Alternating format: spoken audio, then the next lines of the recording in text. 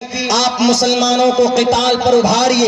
یہ آیت اس وقت کے لیے ہے جب نبی پاک علیہ السلام کی قتل کی سازشیں ہو رہی تھی، جب مکہ المکرمہ کے منافق اور وہاں کے رئیس اور وہاں کے کفار جب جب مدینے کے یہودیوں سے مل کر نبی کا خاتمہ کرنا چاہتے تھے، تب اللہ تبارک و تعالیٰ نے آرڈر دیا تھا، یا ایھا النبی حرض المؤمنین علی القتال۔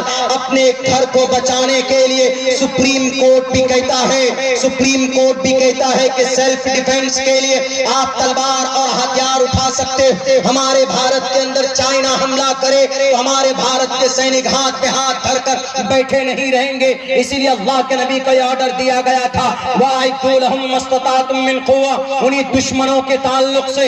اور تیسری آیت میں ہے فَكُلُوا مِمَّا غَنِمْتُمْ، یہ کھاؤ غنیمت کے مال کو۔ یہ لوٹ اور کھاؤ کا ترجمہ غلط ہے۔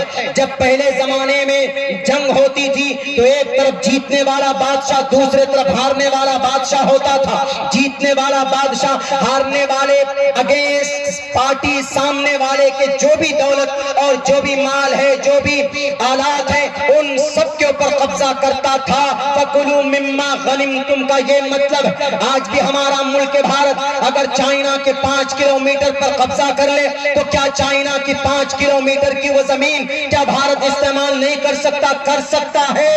قرآن کریم کی اس آیت کا یہی مطلب ہے، اسی لیے غلط ترجمہ پیش مت کرو۔ اگر آپ کو لگتا ہے کہ یا ایھا النبی حرض المؤمنین علی القتال غلط ہے تو اٹھاؤ اتھرو وید کا ایک شلوک جس کے اندر کہا گیا، پیارو نام پر جام جہی، ظلم و تشدد کے بازار کو گرم کرنے والے ایسے پرجاؤں کے سر کو تن سے جدا کر دو۔ اگر آپ کو قرآن کی اس آیت پر اعتراض ہے، وَأَعِدُّوا لَهُم مَّا اسْتَطَعْتُم مِّن قُوَّةٍ، تو پیارو نام پر جام جہی کے اوپر بھی اعتراض ہونا چاہیے۔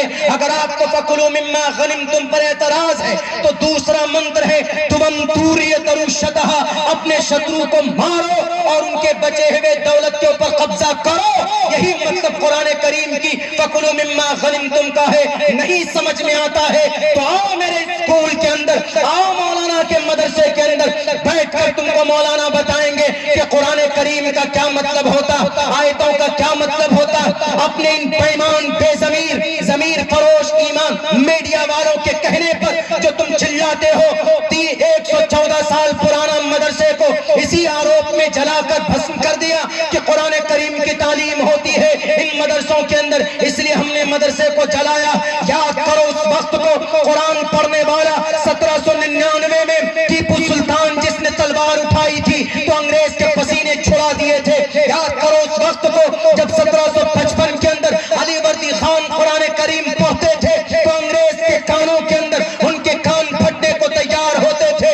اگر یہ مدرسہ نہ ہو تو خدا کی قسم شاہ ولی اللہ پیدا نہیں ہوتے، شاہ ولی اللہ نہیں ہوتے تو شاہ عبدالعزیز نہ ہوتے، شاہ عبدالعزیز نہ ہوتے تو حاجی امداد اللہ نہ ہوتے۔ شاہ عبدالعزیز کون؟ جنہوں نے انگریز کے خلاف فتویٰ دیا تھا۔ تمہاری رگوں میں، تمہاری ہڈیوں میں وہ طاقت نہیں تھی کہ انگریز کے خلاف میدان کارزار میں تم مقابلے کے لیے آ سکو۔ صرف غلط فہمی کی بنیاد پر مدرسوں کو جلانا، قرآن کریم کو خاکستر کرنا، اس سے دیش ترقی نہیں کرے گا۔ اگر یہ مدرسہ نہ ہوتا، دارالعلوم دیوبند نہ ہوتا، اگر مدرسے نہ ہوتے، مولانا مملوک علی ناگر نہ ہوتے، مولانا مملوک نہ ہوتے، ان کے 2 شاگرد مولانا قاسم نہ ہوتے، مولانا عبدالرشید نہ ہوتے، مولانا قاسم نہ ہوتے، دارالعلوم دیوبند نہ ہوتا، دارالعلوم دیوبند نہ ہوتا تو شیخ الہند نہ ہوتے، شیخ الہند نہ ہوتے تو آج مولانا عبید اللہ سندھی نہ ہوتے، شیخ الہند نہ ہوتے تو شیخ الاسلام نہ ہوتے۔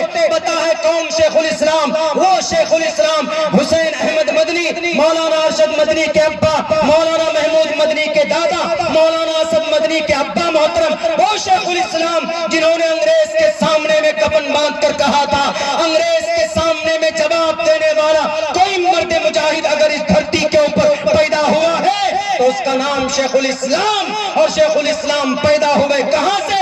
مدرسوں سے۔ 65,000 علماء کرام پھانسی کے پندے پر لٹک کر اس دیش کو آزاد کیا۔ مدرسے کو قرآن کے اوپر ایلیگیشن لگانے والوں اس کی تاریخ پڑھو، اس کے بعد اس کے اوپر اعتراض یا ایلیگیشنز کی بات کرنا۔